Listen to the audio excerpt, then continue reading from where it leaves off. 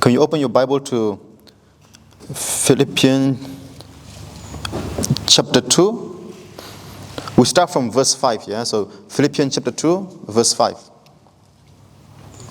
to 11. You all found it? And it says, Ephisala Philippi, yeah, so after Ephesians.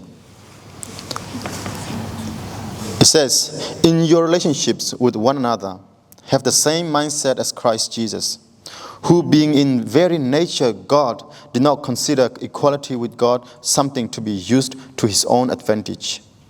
Rather, he made himself nothing by taking the very nature of a servant, being made in human likeness, and being found in appearance as a man. He humbled himself by becoming obedient to death, even death on the cross. Therefore, God exalted him to the highest place and gave him the name that is above every name, that at the name of Jesus every knee should bow, and in heaven and on earth and under the earth, and every tongue acknowledge that Jesus Christ is Lord, to the glory of God the Father. Amen? Amen. So just a little knowledge, yeah.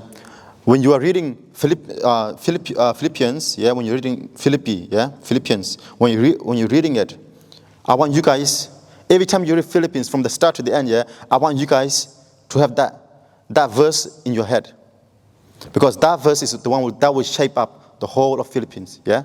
So the whole book of Philippians is shaped up by that verse or that passage. Okay, so have that in mind. So now we're going to go to first Philippians chapter 1. Yeah, we're going to go back to Philippians chapter 1. So as you know, Philippi is a place where a Roman soldier, when they retired, they will go and settle there. Yeah, so it's a place of a lot of the Roman soldiers who are retired. So veteran, yeah. So veteran. There are a lot of veterans there. There, Paul went and preached, and in that place is what happened. If you guys remember something, Paul and someone prayed. When they were in prison, but they prayed, and something miracle happened. Yeah, like the cell that they were held in shook. Yeah, it was like an earthquake. Yeah, shook. And then there also the guard. We did this thing, a drama, right? You guys remember the drama? I was the guard. I remember. I was the guard. Yeah, I was like about to kill myself, and then Paul said, "No, don't. We're all here. No one escaped." Remember? Remember that drama? Come on, guys. So that scene happened in Philippi, yeah. So Philippines. So it happens there in Philippi, that region, yeah, that place. So Paul is writing a letter to them. So Paul started a church there, yeah, and then now Paul is in prison, but in another place, yeah. He's in prison in another place, and then they have sent. So the Philippians church has sent someone to go meet Paul, yeah. And now Paul is writing a letter to give it to the Philippines people, yeah. The church is in Philippi, so he's writing a letter, and this letter is this book that we have of Philippians, yeah. So now imagine this. Let's go to Philippians chapter 1, verse 12 to 26. Philippians chapter 1, verse 12 to 26. When we read there, what do we find? We find that Paul is in prison. Yeah? If you read the whole thing, you will know that Paul is in prison. But Paul is saying, guys, look, me being in prison, he said, it's good. And he's like, it's good because me being in prison, I can advance the gospel. And like, if you think about it, like Paul being in prison, how is that good? But Paul, in his mind, so Paul's mind says this, yeah, it's okay. Me being in prison is okay. It's good. He said, now all the guards, they know the gospel of Christ because he's in prison. And he said, not only that, because I'm in prison, other believers, our brothers and our sisters, they are more confident in their faith. They are fearless now. They are more, bold to preach the gospel, to proclaim the gospel. They have no more fear. Why? Because they know that Paul is in prison for the gospel too. So they have this encouragement. So Paul said, see, we might think that being in prison is a bad thing, but he said, no, it's actually a good thing. It's a good thing to advance the gospel. It's a good thing for the believers. It's also a good thing for the non-believers, because Paul is able to reach the unreachable. Like, think about it, right? A guard who's working in a prison, for that person to hear the gospel of Christ, someone has been in prison. And if you are like a faithful, say in Australia and stuff like that, if you're a faithful person, it's very unlikely that you're going to end up in prison, right? But Paul ended up in prison for the gospel of Christ. And then those guards who are working there, they heard of the gospel of Christ. So what can we learn from this? We can learn that no matter what kind of situation you are in, no matter what kind of places you are in, no matter what kind of, from our human perspective, we think it's so bad. But in those situations, in those places, in those moments, you can always use it to glorify God. You can always use it to proclaim the good news. See, say somehow you end up in prison too. Yeah? Not because you did something bad, okay, but because you stand up for the gospel of Christ. Say you end up in prison. Just like Paul. Don't take it as, something horrible. You can take it. You can see it how Paul sees it, as something, a new opportunity, a new door, where you can proclaim the gospel of Christ, where you can preach the gospel of Christ to the unreachable. Say somehow you end up homeless.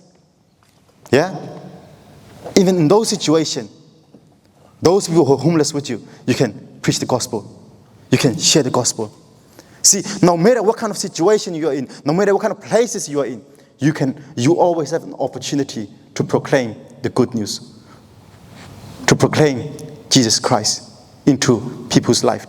And then when you do that, it will touch their life. It will change their life. See, sometimes we worry so much about our, we're trying to better ourselves before we can proclaim. But what's important is proclaiming first. Proclaim it. Proclaim the good news first. Proclaim Christ first. Don't try to better your situation, your financial situation, your physical situation. Don't try to better that first. Focus on Christ first. Focus on Christ first. And then, if God willing, you can get success. If God willing, you can get rich. If God willing, all of those stuff can follow. But our focus, just like Paul, should always be in Christ. And Christ, like I said last time, in the life, the death, the resurrection of Jesus. That should be our focus, just like Paul. And as I said, so as Paul was in prison, there were people who were saying bad things. Like they were preachers too, yeah? They were preachers too, but they were saying bad things about Paul. They were basically criticizing Paul, yeah? And Paul said they were preaching out of envy and false motives, yeah? So when I read it, I see it more of this way. They were preaching so that they can be liked by other people, so that they can attract other people. So they will preach something that will please people. So their motives wasn't about Jesus. It was more about their popularity, their self-gain, and their righteousness. But they were also preaching Jesus too. But in preaching Jesus, they were also basically like their motives was also about themselves. And if you think about it, even me too, yeah, like before I read this, I was thinking about like all the other preachers. Sometimes they preach about Jesus, but then like sometimes their preaching seems a bit more, I would say I would disagree. And then I'm like, But then Paul here, he says, these people who are preaching with false motives, he said, it's okay too. He said, it's okay. Why? Because they're proclaiming Jesus too. He said, as long as Jesus is proclaimed, God will judge them on their motives. But as long as Jesus is proclaimed, Paul is happy. Paul said, as long as Jesus is proclaimed, whether he's in prison, whether people talk bad about him, whether people are, criticizing him, as long as Jesus is proclaimed, Paul is satisfied. He's in prison, chained up. As long as Jesus is proclaimed, through him being in prison, he is satisfied. What about you? What about me in our life? Say, we're not chained up physically like this. But a lot of us, if you look at it from as a youth perspective, let me put it this way, because we're all youth anyway. As a youth perspective, right? Like Paul, we are not chained up physically. Our feet and our arms are not chained up physically. But sometimes, because of church commitment, because of youth commitment, because of Sunday school commitment, because of all of these activities commitment, our time is chained up. Right? Our time is chained up. Now we have youth, we have these youth activities, or we have this Bible study, or we have this Sunday school. Like all of these things, our time is chained up. In those situations, if it was Paul, he will not complain. Paul says, it's okay. I will use this to glorify God. I will use this to proclaim the good news. So what about me? What about you in our life? When our time is chained up like that, can you use it to glorify God? Or are you going to use it to complain? Can you use it to honor God and proclaim the good news? And use it as a good opportunity to proclaim? Or are you going to use it as an opportunity to complain and complain and complain? See, complaining is not going to lead you to anything. But if you proclaim Jesus, instead of complaining, if you proclaim Jesus, your life will be transformed. Your life will be changed. See, Paul is physically still chained up in a cell. But then, his mind, his heart, his soul is not chained up. He has satisfaction. He has contentment. How is that possible? Because he proclaimed Jesus everywhere. Even in prison, he proclaimed Jesus. So even us too, I want to challenge you. No matter how much you feel chained up, proclaim Jesus. Proclaim Jesus. Proclaim the good news. And then you will have this satisfaction. You will have this peace in your heart too, just like Paul. Amen? Amen. So it's very, very important. And Paul also said this. For me, he said, for to me, to live is Christ and to die is gain. And if you read, he will be talking about it. He will be like, so since he's in prison, right? It's not obvious, but he has this, it's likely that he's going to die there. Okay? It's likely that he's going to die there. And then even in those moments, like, it's very, very likely that he will end up dying there in prison. Okay? And think about this mindset. Think about this mindset. Paul said, it's easier for me to die here and go to heaven. Go and be with Jesus. For him, it's harder. It will be more painful. It will be more suffering for him to continue living on, to proclaim the good news. Why? Because he's going to get beat. He's going to get mocked. He's going to get criticized. He's going to get imprisoned again. He's going to get chased. Like people send people to assassinate Paul. All of these things happen to him. So if he continues to live on, this thing is going to continue. This pain and suffering is going to continue. But think about this. If you continue to live on, pain and suffering continues. Whereas if you die in that place, Paul said, I'll be with Jesus. He said, I will want to go there. I will rather have that. But he said, you know what? For the sake of other people, I will continue living on. He will still choose to suffer the pain and the struggle so that other people can hear the good news, so that other people can be encouraged, so that other people can see God. That is his mindset. So now relate that back to what we just read before, about to relate it back to Jesus. You see, Jesus, he's God. He came down into the earth as a servant, right? In a human likeness, and he served. And he died on the cross, a shameful death. He was humiliated. So think about this. Jesus humbled himself and came to us as a human and served us. He washed the feet of his disciples. He died a brutal and humiliating death on the cross. All he did, all of those stuff he did, it's all for us. It's all for us. See, he willingly take all of this pain, all of this humiliation for you and for me.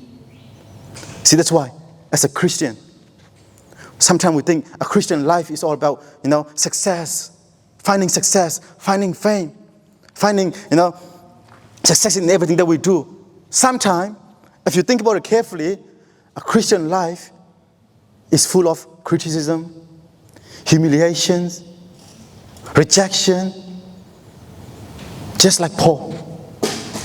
Can you compare the life of Jesus and Paul now? See, Paul imitated Jesus in a sense. He was imprisoned. But his pain and his suffering, he did not let it bury him down. He always used it to glorify God. Jesus, through his pain and humiliation, death on the cross, glorifies God. And he did all that for you and for me. And Paul is willing to sacrifice. Paul is willing to go through pain and suffering for other people, to serve other people, to serve God. So what about you? What about in our life? Are we just so focused on ourselves? Are we just so focused on ourselves and our success and, how I can get rich, how I can find fame, how I can find success? Are we focused on that? Or are we focused more on serving other people? So where is your service? Is your service for yourself? Or is your service for other people? Let me read for you guys another one. Now we turn to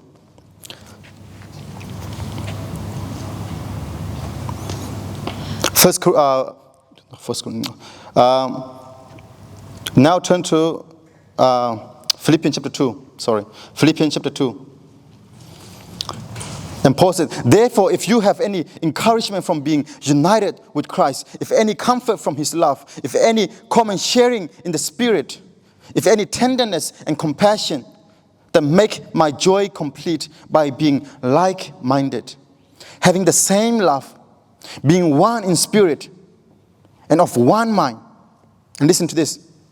Do nothing out of selfish ambition or vain conceit. Rather, in humility, value others above yourselves. Not looking to your own interests, but each of you to the interests of the others. Think about it, guys. Think about this. Do nothing out of selfish ambition. Rather, in humility, value others above yourselves. Think about that teaching. Think about that teaching. No one in the world right now will say, value other above yourself. They say what? Love yourself first so that you can love other people. Love yourself first. But the Bible says, value others above yourself. Don't have selfish ambition. My ambition, your ambition as a Christian should be serving other people. So, I raise another question for you guys. What is your ambition? What is your ambition in your life? Is it for you to find success? Or is it for you to serve other people? Is your ambition right now in your life, is it selfish or is it selfless? When we look at the life of Jesus, when we look at the life of Paul, they're not selfish. Trust me, they're not selfish. Look at the life of Paul. Look at the life of Jesus. You won't see any selfishness. It's always selfless. Selfless. Serving other people. Serving other people. So what about you? What about me? Where is our ambition? What is our ambition right now in our life? What is your ambition right now in your life? Think about it carefully. What is your ambition? Do you value others above yourself? Or do you value yourself more than other people? Do you put yourself higher than other people? Do you think you're better than other people? Do you think you're wiser than other people? Do you think you're, richer than other people? How do you value yourself? We should value others above ourselves. And our ambition is to serve other people. And when we're serving other people, we're actually serving God. Because Jesus says, feed the poor, feed the hungry, look out for the widow. You see, in order for us to serve these people, we have to humble ourselves. So right now, as a young person, say you run into a drunkard, or say Sia Chung, before he became a born-again Christian, say you run into him. Yeah? He keeps saying his testimony, right? You guys heard it? He said he was a drunkard. He was going sometimes he would be sleeping on the road and stuff. Say you run into him. Are you too proud to serve that person? Or are you humble enough to serve that person? See, Jesus, who is God, came down into our human level and served us. What about you? What about me? We are called to serve other people. We are called to humble ourselves and serve the lowly, serve the rejected. So I want to challenge you. Can we serve other people? Or we say, not this person. Not this person. Do we have that mindset? If we do, we have to let go of that kind of mindset. We should start having a mindset that put themselves lower than other people and serve other people. That is where we are called to be. Amen? Amen. That is where we are called to be. Sometimes we're just so busy. We are so busy serving ourselves that we forgot to serve other people. We are so busy doing what we want, going where we want, that we forgot to serve other people. That we don't have time to serve other people. That we can't give time to serve God. We can't give time to serve other people because we are so busy serving ourselves and our desire. So I want to challenge you as young people. Let's start serving other people. Let's start giving our time to serve other people. Let's start giving our time to serve God. Amen? Amen. Because we are called to serve other people. And then, Philippians chapter 3. Paul said, rejoice in the Lord. Rejoice. Rejoice in the Lord. And the question I have for you is this. Where do you rejoice? On who do you rejoice? On what do you rejoice? Paul said, our joy, our rejoicing should be in the Lord. What about us? What about me and you? Where do we rejoice? We are called to rejoice in the Lord. We are called to rejoice in the Lord. Paul said, if it was through human ability, he said, I am a Hebrew of a Hebrew. I'm a Pharisee. I'm from the tribe of Benjamin. He listed all of this, his credential. He said, if I can boast about human ability, he said, I have so many things to boast about. But he said, I count all of these things that I have, all of these things that I gain as rubbish, as garbage. Because I choose knowing Jesus instead of all of these things. So I want to challenge you. Can you choose Jesus above all of these credentials? Can you choose Jesus above all of these things that you want? Can you choose Jesus instead? Paul said, I choose knowing Jesus above all of this. And I rejoice in knowing Jesus instead of all of these things. What about as young people? What about you and me as young people? Where is our rejoicing? Where is our rejoicing? If our rejoicing is not found in Jesus, if it's found in something else, or someone else, or someplace else, we should come back to Jesus now. Our rejoicing should come back to Jesus now. Because rejoicing in Jesus is what we're called to be. Rejoice in the Lord. Rejoice in the Lord. Philippians chapter 3, verse 10 and 11, Paul said this. I want to know Christ. Yes, to know the power of his resurrection and participation in his sufferings, becoming like him in his death, and so somehow attaining to the resurrection from the dead. That's where Paul's rejoicing comes. Paul's rejoicing comes in knowing Jesus, knowing the power of his resurrection, and also participating in the suffering. Think about it. Paul's rejoicing comes in suffering. Suffering, not just suffering because he did something bad. No, suffering for Jesus. So what about you? What about me? In everything that we do, if we are doing something for the sake of the gospel, even if it leads to suffering and pain and struggle, we should still rejoice, just like Paul. We should be able to rejoice and rejoice, just like Paul. Because our rejoicing is in Jesus. It's in his life, his death, and his resurrection. That is where our rejoicing is. And as I said last night, even in the youth, our hope is not this earthly material stuff. Our hope is in Jesus. Our hope is in Jesus. As Paul said, becoming like him in his death, and so somehow attaining to the resurrection from the dead. That is where our hope is. Us, even if we die for the sake of the gospel, we will be resurrected, just like Jesus. That's where our hope lies. So that's why we can never be hopeless. We always have Jesus to hope for. And in the following,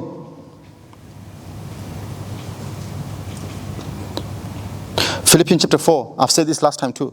Philippians chapter 4, the last chapter of Philippians. Paul said, Philippians chapter 4, verse 8 to 9.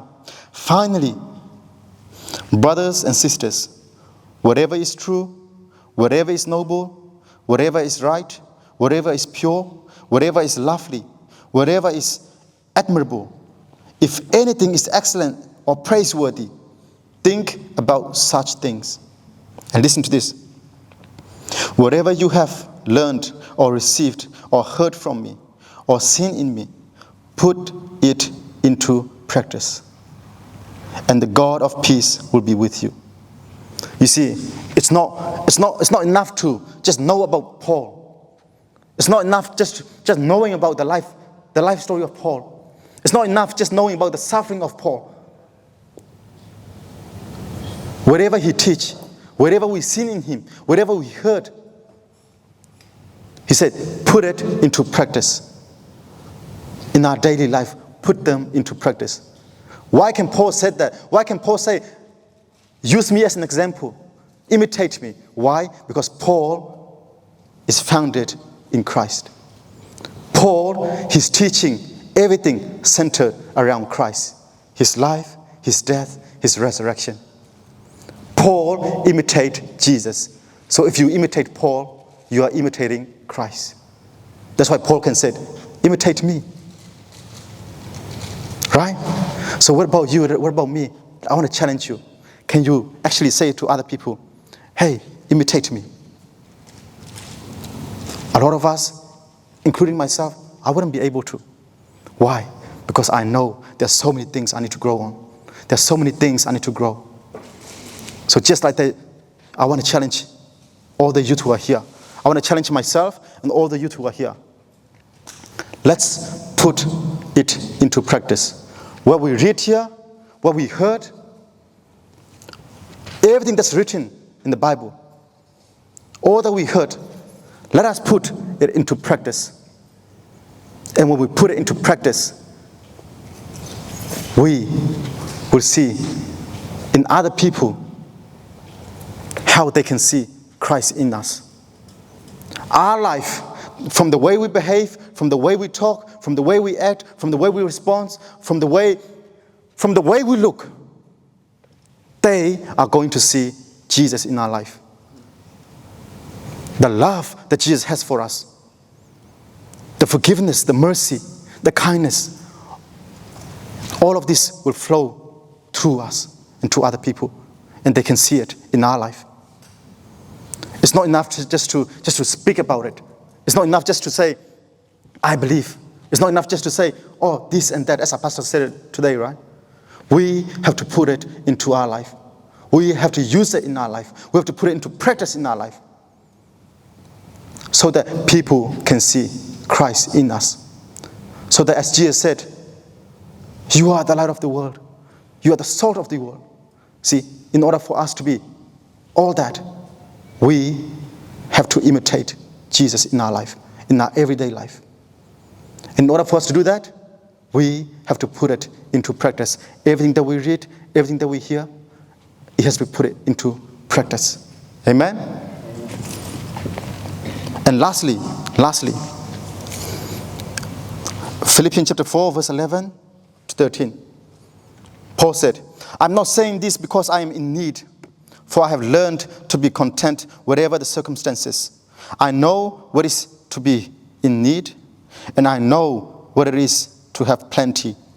I have learned the secret of being content in any and every situation, whether well-fed or hungry, whether living in plenty or in want.